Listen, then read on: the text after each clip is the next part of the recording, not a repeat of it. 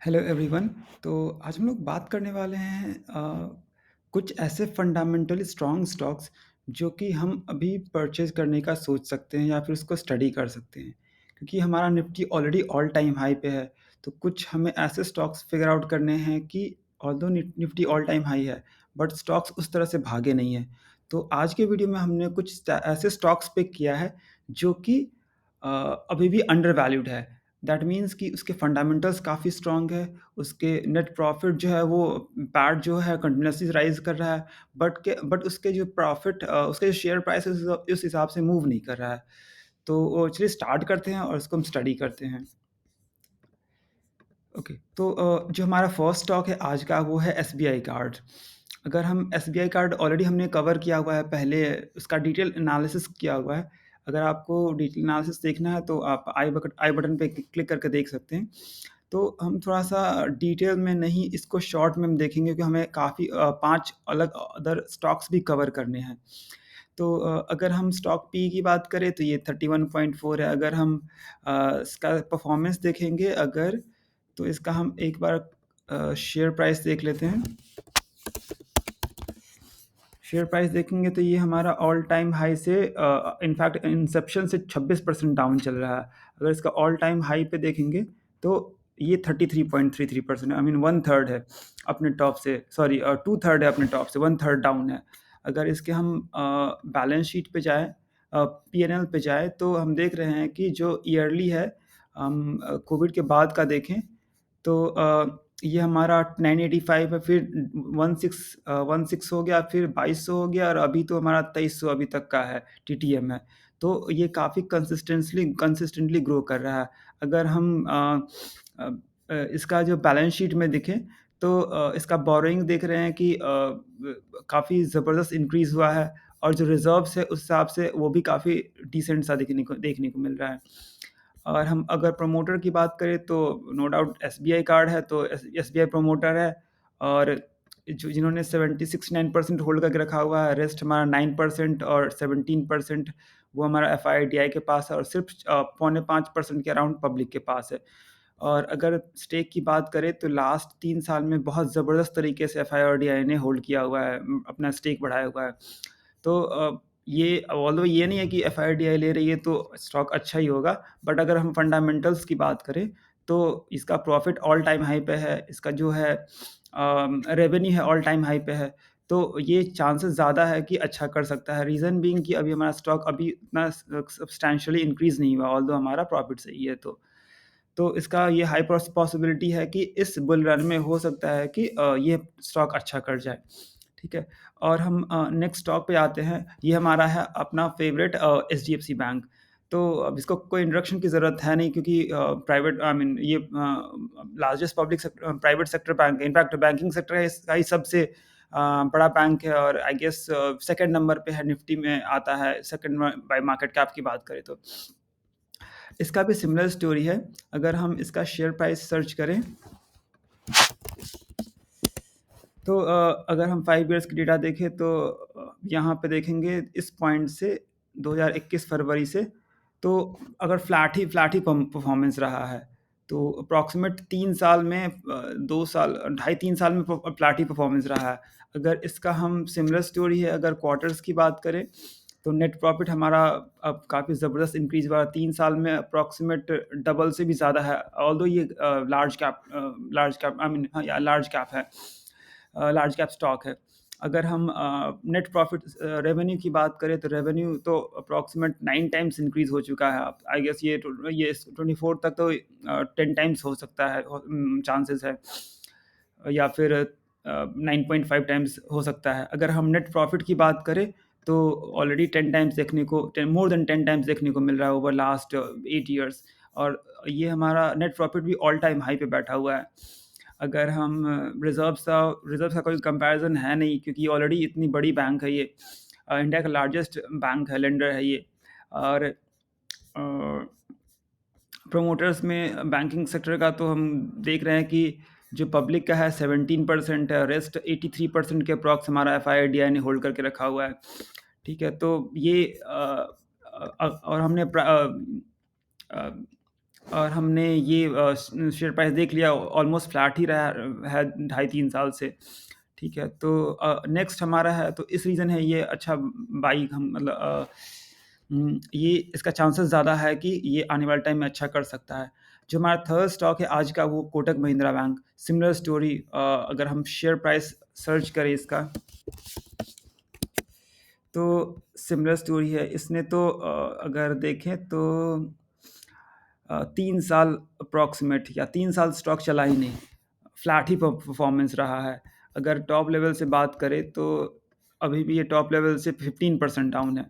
और हम आ जाते हैं फाइनेंशियल्स पे, तो क्वार्टर की देखें तो नेट प्रॉफिट हमारा ओवर द टाइम 3 साल में ऑलमोस्ट 1.5 टाइम्स इंक्रीज़ हो चुका है। अगर हम ईयरली बात करें तो ये हमारा ऑल टाइम हाई पे बैठा हुआ है। नेट प्रॉफिट लास्ट 10-11 साल में 10 टाइम्स इंक्रीज़ हो चुका है। ऑल्दो ये लार्ज कैप है और ये हमारा प्रॉफिट ऑल टाइम हाई पे बैठा हुआ है। तो ये 3 साल चला नहीं, तो ये हाई पॉसिबिलिटी है कि इस वाले बुल रन में चल जाए। तो ऐसा ज़रूरी नहीं कि हर बुल रन में सारा स्टॉक चली जाए। हो सकता है कोई एक बुल रन में कोई स्पेसिफिक स्टॉक चले, हो सकता है दूसरे में कोई स्पेसिफिक, अगर फाइनेंस की ही बात करें तो स्पेसिफिक सेटअप स्टॉक चले। तो बेस्ड ऑन दैट अभी तक इतना चला नहीं, तो हाई पॉसिबिलिटी है कि या ये हमारा स्टॉक चल जाए। अगर हम पी रेशियो की बात करें तो पी रेशियो हमारा वे डाउन जा रहा है। अगर हम इस बार बात करें अभी का रिसेंट का 20 पी है, और जो कि लास्ट हमें देखने को मिला 24 का देखने को मिल रहा था मई 2020 में।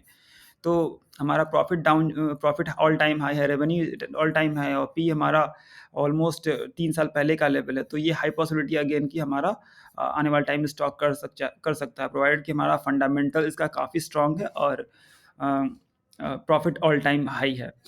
और जो हमारा फोर्थ स्टॉक है वो है बर्जर पेंट। अगर हम बर्जर पेंट की बात करें, सॉरी, अगर हम अगर हम बर्जर पेंट की बात करें तो ये हमारा अपने टॉप से 15% डाउन है। अगर हम टॉप लेवल से देखें तो अभी 18.19% डाउन है। अगर एग्जैक्ट देखेंगे तो 19% डाउन है। और बीच में थोड़ा सा डाउन हुआ था जब हमारा मार्केट डाउन हुआ था, जब निफ्टी में गिरावट आई थी अच्छी खासी, तो उससे रिकवर कर चुका है ऑलरेडी। बट अभी भी देखें टॉप से अप्रॉक्सीमेट 18-19% डाउन है। अगर इसके हम क्वार्टर्स हम पी&एल डायरेक्ट देख लेते हैं, तो ये भी देख रहे हैं कि अगर उससे देखें, कोविड से ही देख ले फॉर एग्जांपल, तो लास्ट 5 इयर्स में देख रहे हैं कि 494 फिर 656, अभी हमारा 1034 टीटीएम देखने को मिल रहा है, जो कि और भी थोड़ा बढ़ सकता है FY 24 में। तो बेस्ड ऑन दिस ये भी ऑल टाइम हाई प्रॉफिट पे बैठा हुआ है। बट अगर और हम इसका जो रिजर्व्स देखें तो रिजर्व्स भी बहुत ज़बरदस्त है। बोरोइंग देखें कंपैरेटिवली काफ़ी कम है, और अगर हम पिछले 3 साल की बात करें तो बोरोइंग भी फ्लैट ही रहा है, और उस हिसाब से इन्होंने रिजर्व्स को मेंटेन करके रखा हुआ है, और हम इन्होंने प्रॉफिट को मेंटेन करके रखा हुआ है, अच्छा खासा प्रॉफिट दिया हुआ है। और अब हम आ जाते हैं शेयर होल्डिंग पैटर्न पे, तो इसमें कोई है नहीं क्योंकि ऑलरेडी प्रोमोटर ने 75% रखा हुआ है, और बाकी के 15% एफआईडीआई के पास है, और रेस्ट 10% पब्लिक के पास है। ये भी काफ़ी डिसेंट सा शेयर होल्डिंग पैटर्न देखने को मिल रहा है, और ये हमारा लार्ज कैप है, 67,000 करोड़ का मार्केट कैप है। तो ये भी एक स्टडी कर सकते हैं हम इसको, आने वाले टाइम में ये अच्छा कर सकता है। जो लास्ट स्टॉक है आज का, वो आवास फाइनेंशियर्स। इसका रिसेंटली हमने फंडामेंटल एनालिसिस किया हुआ था। तो अगर हम शेयर प्राइस देखें, तो ये अपने टॉप से अप्रॉक्सीमेट 53-54% डाउन है, और अपने जो और स्टार्ट से 91%, आई मीन 2018 से अप्रॉक्सीमेट डबल दिया हुआ है, बट अभी टॉप से 53-54% डाउन है। अगर इसकी फाइनेंशियल्स की बात करें, और हाँ, एक चीज़ याद रखने वाली है कि ये 11,719 करोड़ अप्रॉक्सीमेट की मार्केट कैप है। तो ये हमारा मिड कैप कैटेगरी में देखने को मिल जाता है। अगर हम क्वार्टर्स की बात करें तो क्वार्टर में हमें काफ़ी अच्छा सा देखने को मिल जाता है। अगर क्वार्टरली हमारा 67, 86, 88, 60, फिर बीच में थोड़ा सा डाउन हुआ, फिर 92, फिर ओवर द टाइम हमारा बीच में यहाँ पे थोड़ा-सा डाउन हुआ, फिर हमारा ये इंक्रीज़ हो रहा है ओवर द टाइम। अगर हम ईयरली बात करें, क्योंकि क्वार्टरली में हम कंपेयर करना थोड़ा मुश्किल हो जाता है, क्योंकि ज़रूरी नहीं है कि हर क्वार्टर में सेम ही रिज़ल्ट हो। हो सकता है कि आप इस क्वार्टर से लास्ट क्वार्टर कंपेयर कर सकते हैं। तो आई मीन लास्ट ईयर इस ईयर के क्वार्टर के लास्ट ईयर के क्वार्टर को कंपेयर कर सकते हैं। तो अगर वो हमें एग्ज़ैक्ट हमें थोड़ा अच्छे व्यू में देखने के लिए हमें ईयरली रिज़ल्ट पे देखने को मिल जाता है, जो कि हम पीएल में देख रहे हैं यहाँ पे। तो इसका सिंस इंसेप्शन देखें तो 2012 से स्टार्ट हुई थी कंपनी, और अभी देखें तो ज़बरदस्त इसका नेट प्रॉफ़िट देखने को मिल रहा है। और जो हमारा इकोनॉमी ग्रो कर रहा है, तो हमारा फाइनेंस सेक्टर ग्रो हो रहा है, तो इसका इम्पैक्ट हमारा जो एसबीआई कार्ड पे होगा, क्योंकि लोग स्पेंड ज़्यादा करेंगे, और तो एस एसबीआई कार्ड पे यहाँ पे इम्पैक्ट देखने को मिलेगा, एचडीएफसी पे देखने को मिलेगा, कोटक पे देखने को मिलेगा। और जो एक और चीज़, जैसे हाउस बनवाना हुआ फॉर एग्ज़ाम्पल, तो हाउस बनवा रहा हाउस इसमें 2 चीज़ होते हैं, जो आवास हाउसिंग फाइनेंस, इसमें 2 होता है कैटेगरी, अगर हम अभी की वीडियो की बात करें, हमारा जो प्राइमरी फ़ोकस है। दूसरा एक होता है कि हमारा हाउसिंग का हाउस परचेज़ का, दूसरा हाउस लोन में होता है हाउस परचेज़ का, दूसरा होता है हाउस रेनोवेशन, होम रेनोवेशन। तो अब जैसे हमारा इकोनॉमी ग्रो हो रहा है, लोगों का पर कैपिटा इनकम ग्रो हो रहा है, तो उस हिसाब से स्पेंडिंग भी ग्रो होगा, लोगों का लाइफ़स्टाइल चेंज होगा।